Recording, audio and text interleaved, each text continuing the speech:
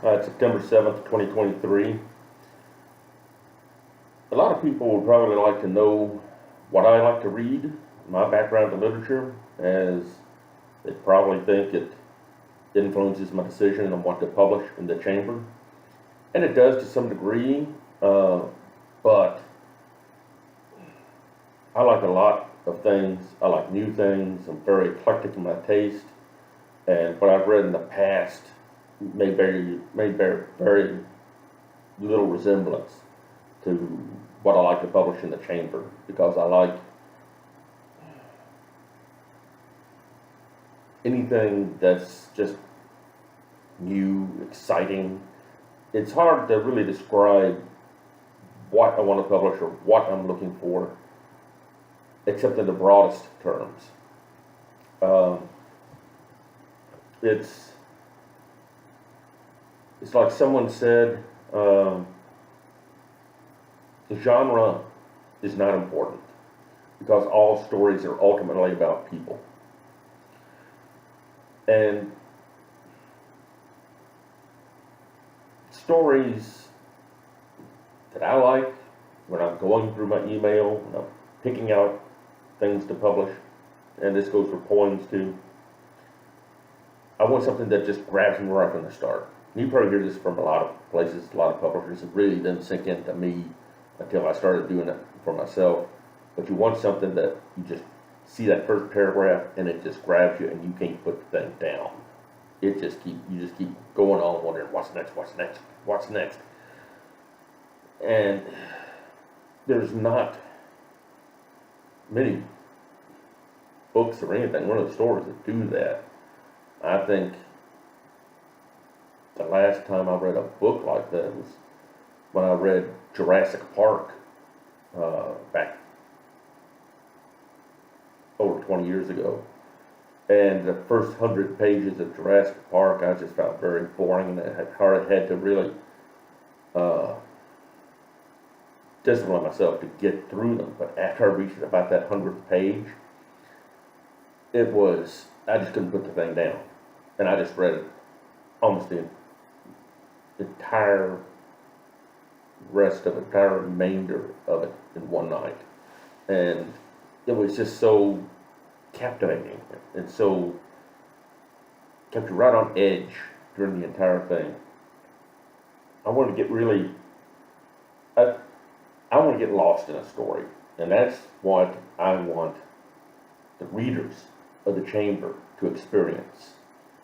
I think with literature or with any story, whether it's a book, whether it's a movie, whatever, what is it, if it's a puppet show, anything, any kind of story, you will get so engaged in it, you lose track of time, and you just keep reading and reading because you can't pull yourself away. They talk about having to suspend disbelief. Some people say suspend belief. I think that's really a misnomer. You're really talking about suspending disbelief. You're really talking about suspending that what you're looking at is fiction, and it really becomes your reality, and it's so engaging that it becomes your world for a little bit, for a while. In the case of a novel, several hours. So you want to get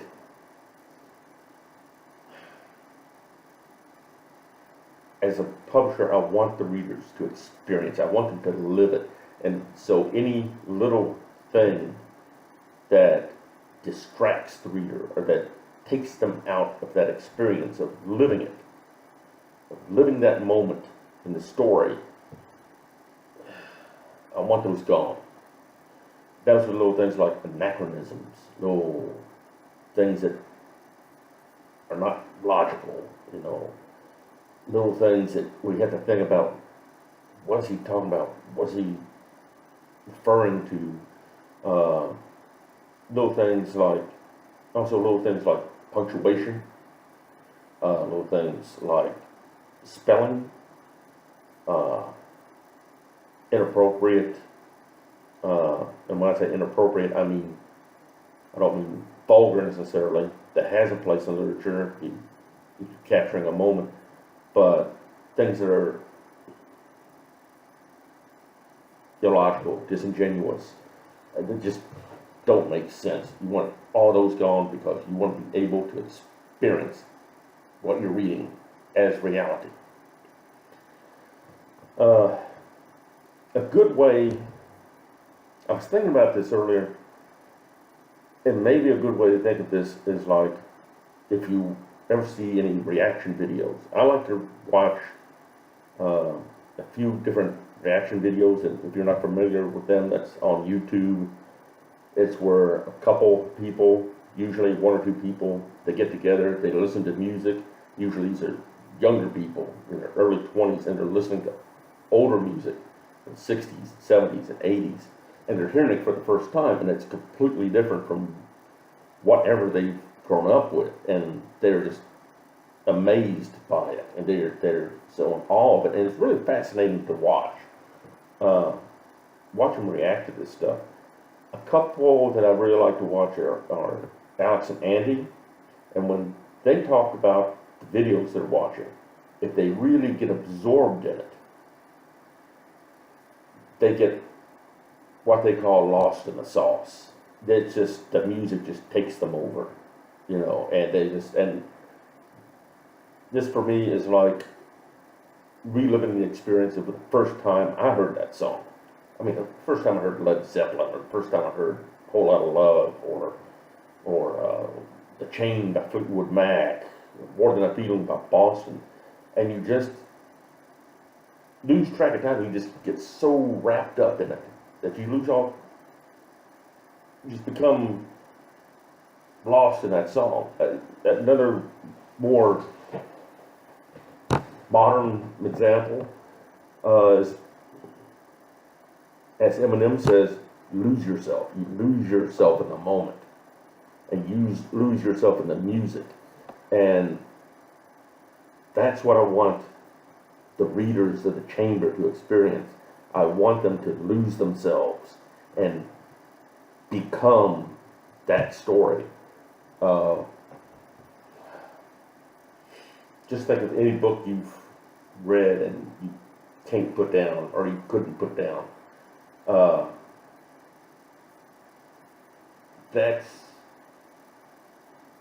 That's what I want the readers to experience, and that's what I'm shooting for. And as far as genre, style, anything, it doesn't matter so long as the reader, so long as the reader can just forget where they are. It's like meditation. If you've ever meditated, and you meditate to any extent, you can get lost in it, and you will lose track of time, and what seems like a few minutes when you come out of it will actually have been several hours. And that's what I'm shooting for. And the only way I really know that is by reading the story. And a lot of publishers, as I understand it, they don't bother to read the story. They look at the writer's credentials. They say, "Oh, this is good. It's well known. We can publish them." But even good writers write crappy stuff now and then. And I think it's not doing the reader any justice. It's not doing the reader any good. You're not doing a good reputation. You're a publisher and you're not reading the stuff that goes into your magazine. It's just,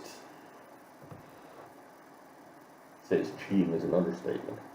It's just, to me, very unprofessional and shows a certain lack of integrity. But anyway, I can go on about this for a long time. You see me putting my notes to the side now and then. You also see me taking a drink out of this cup. The Quapaw Tribe cup.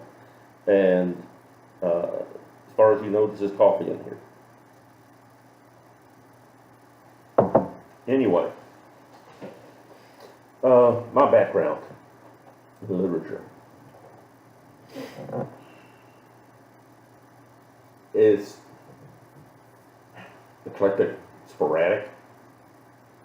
I never intended to get a education in literature per se. I have only a bachelor's degree. I worked on a master's for a while, but I joined the Navy before I finished it. Never got a PhD. My experience with literature started out around everybody else's. Just reading as a kid, growing up. I liked really nonfiction, particularly history books about the Second World War when I was a kid, early teens. I read some mythology. Read encyclopedias. I like to sit down with an encyclopedia, just pick a letter at random and just start reading whatever articles I could in there. When I got into high school, and this is in Kentucky in the 1970s, our teacher was not a great teacher. I've discussed this with people since then, and their consensus seems to be she was a rather, I don't know whether the state selected these books or whether it's her, she picked her personal favorites, but it was not a good selection. I had to read Silas Marner. I remember the agony of reading that as a teenager. Julius Caesar, we had to read some of that, and that was kind of interesting. I get the violence part, I got to understand that. Getting through the Shakespearean English was definitely tough at the time. Read Hannah Calder. Those are just the three that come to mind. But then everything was along those lines, and it was pretty boring.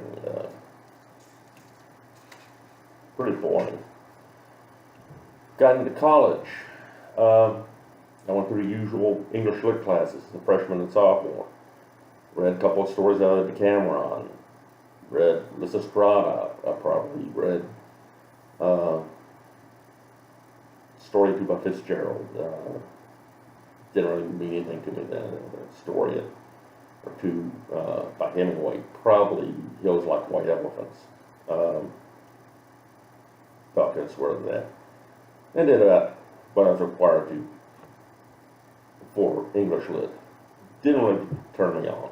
Didn't really do anything for me. At least not the selections that were given to us.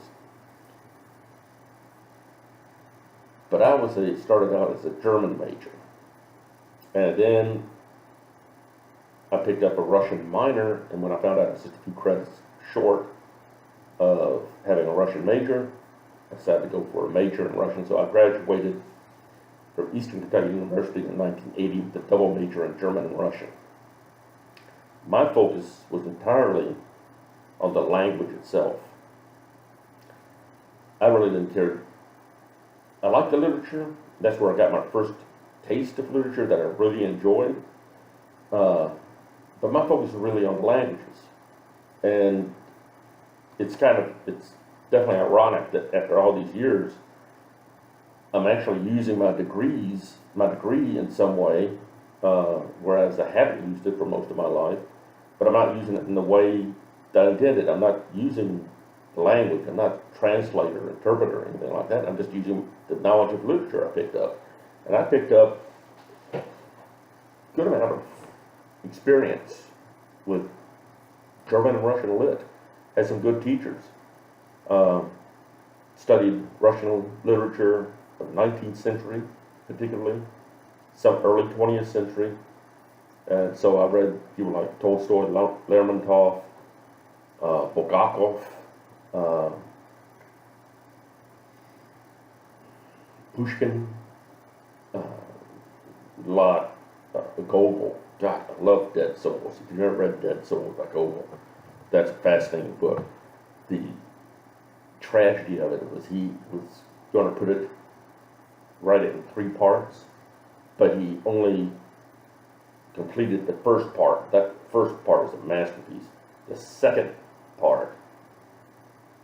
He was still in an early draft. He never finished it, and it gets kind of boring. And he never even got to the third part because, as I understand it, he basically became a religious fanatic and fasted himself to death. So he led a fascinating life. But Gogol was a fascinating writer. So I developed this terrific love for Russian lit. At the same time, I was reading a lot of German lit. So reading Schiller, Goethe, of course, Kleist, all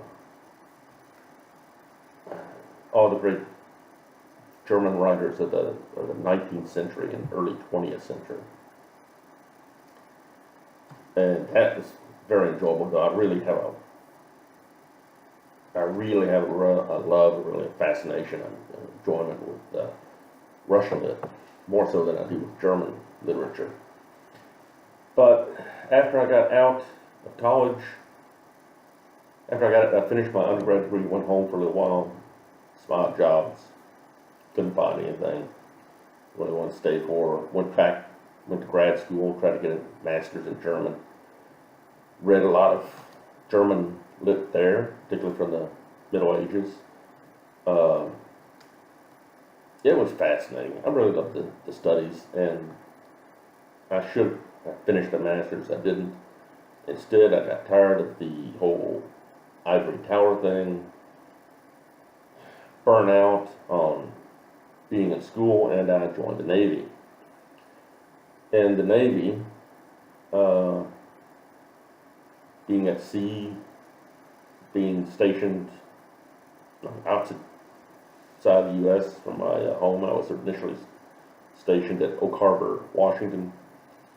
It was a beautiful area. This is the late, actually mid-80s, like 85 to 88.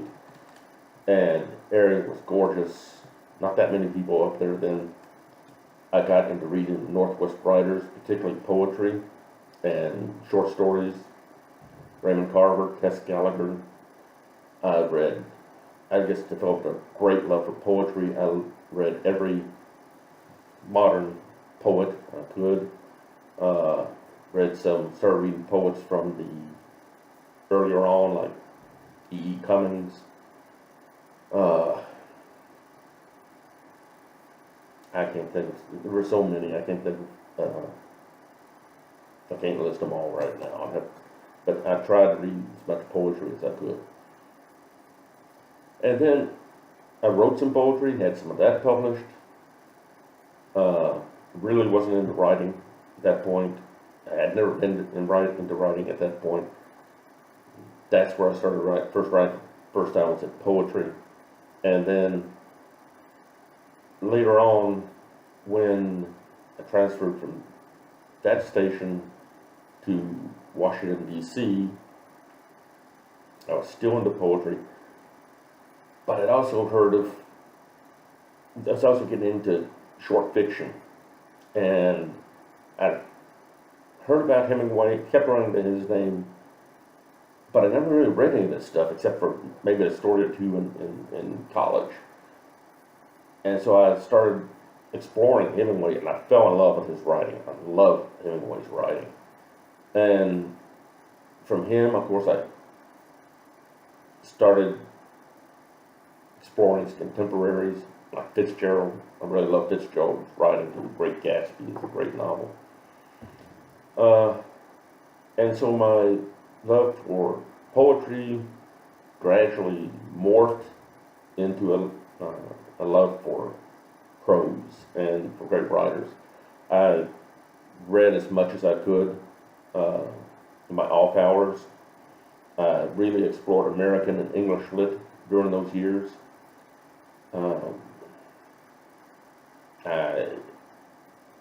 I read Jurassic Park at one time. I'm trying to think of all the things. If you really want to know the books I've read and my literary taste, most of them are listed on Goodreads. It's like 400 of them or so, and there's probably some I've left off in there, but those are the ones that I remember mostly. And then at some point I kept hearing about, I like horror movies. And so around then I'd run to a reference to Lovecraft. And I'd see the story was based on some Lovecraft story, so I started reading Lovecraft and really liked his stuff. I mean, he's no great writer like Hemingway, Fitzgerald, or Goethe or Mann or Hesse or anybody like that, but it is very enjoyable. And from him, I branched out and started studying more horror lit. And as a kid, one of the things I had loved, the only fiction author I did read as a kid was Poe. So I went back and studied Poe, and then I branched out to other horror writers. Like King, started reading Stephen King, read some Clive Barker, read,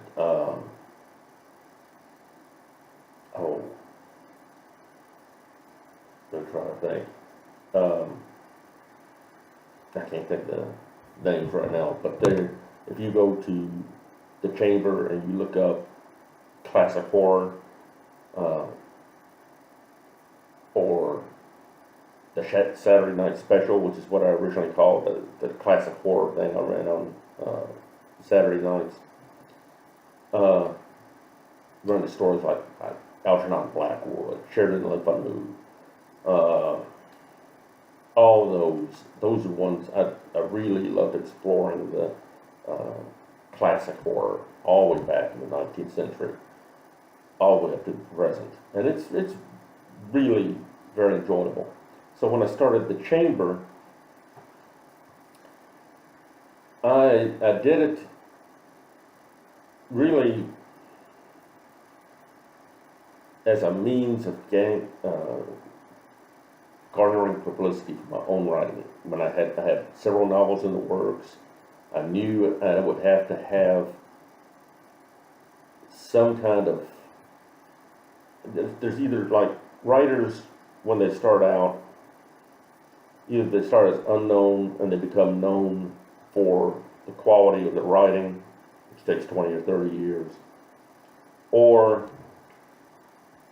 they start out famous and then books sell, but they're not great books.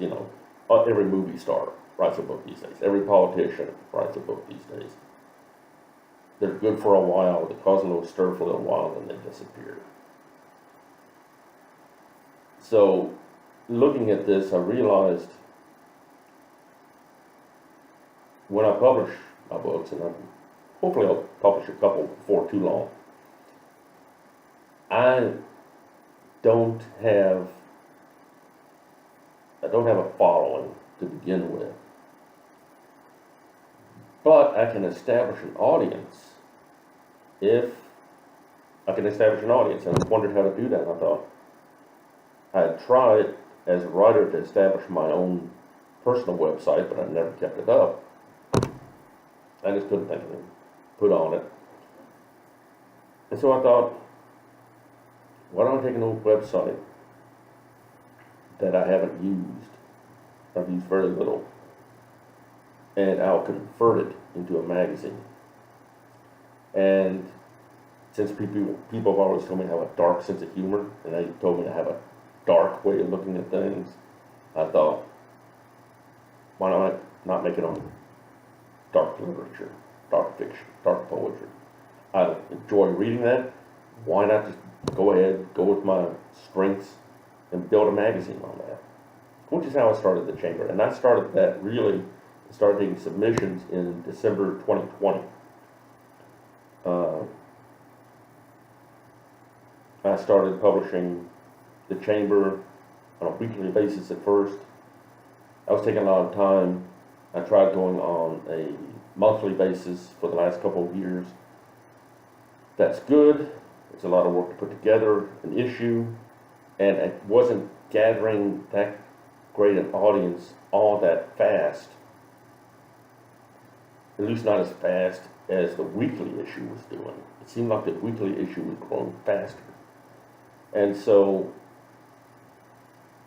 did a little bit of study, very little study, but try to research it somewhat, and I found that most websites, if they're growing, or social media accounts or whatever, if they're growing, they tend to publish more frequently. They don't spam the world or anything like that, but they publish pretty frequently. And understand that, like Facebook, if you publish like a post on there every day, then it tends to grow rather fast. Other media, maybe a few times a day, maybe not even, maybe just a week, once a week or so. But I thought I would change things up, and instead of going with a monthly issue in the more traditional magazine format, I would try to modernize it. So I changed the format, and when I did that, I had to look at what do the most successful online magazines do. I don't have the money to hire someone to design the website. It would take years to study it.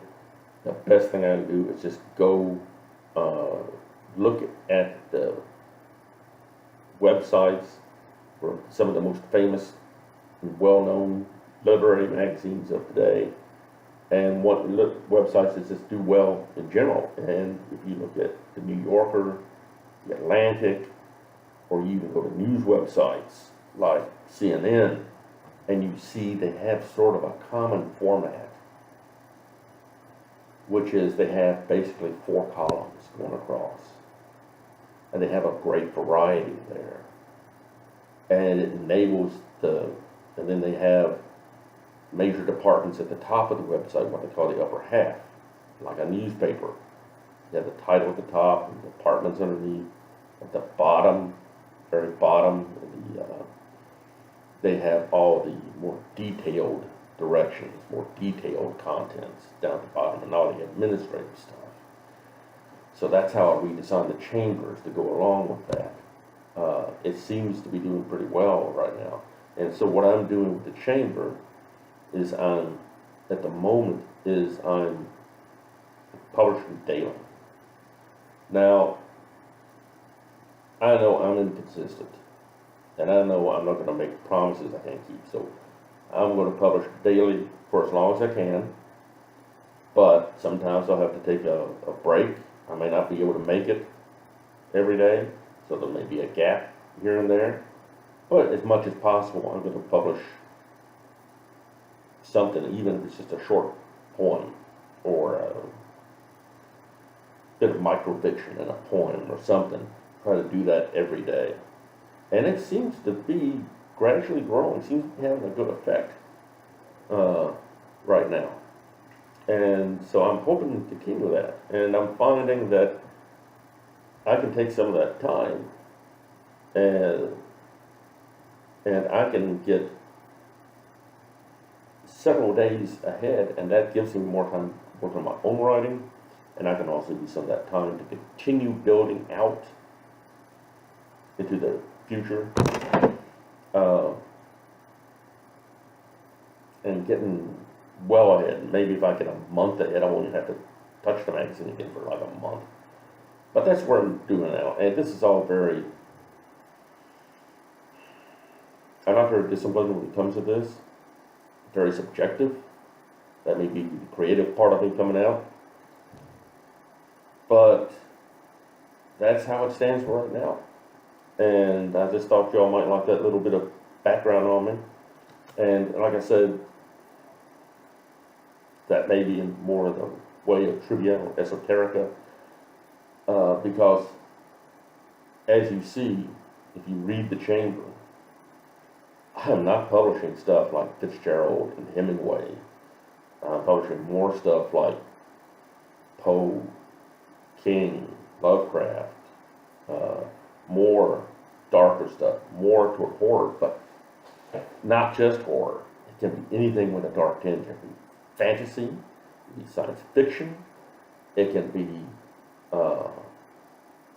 mainstream, it can be cyberpunk, it can be anything at all, as long as it's got that dark tinge. It has to have that common thread. And by dark, that's a very subjective term.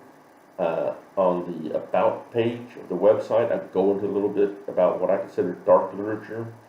And so it's probably best just to read that for an explanation. It's just a feeling I get. And sometimes I look at stuff and like,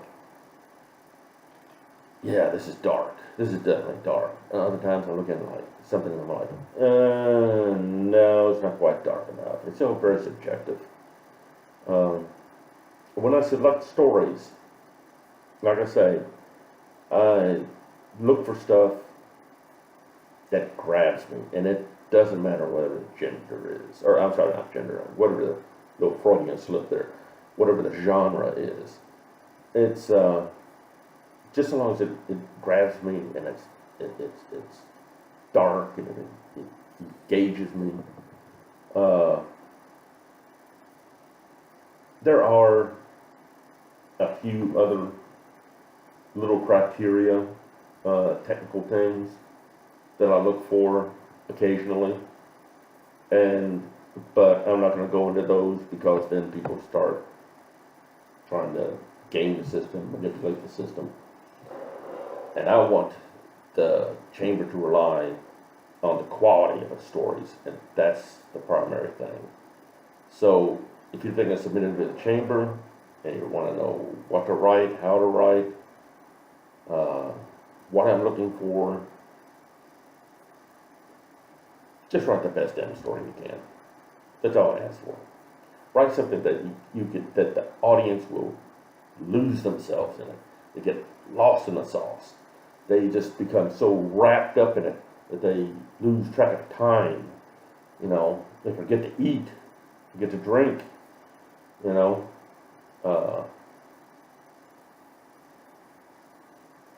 those are the kind of, that's really the aim. I want to be able to transport that audience to a new world, you know, with every story, and just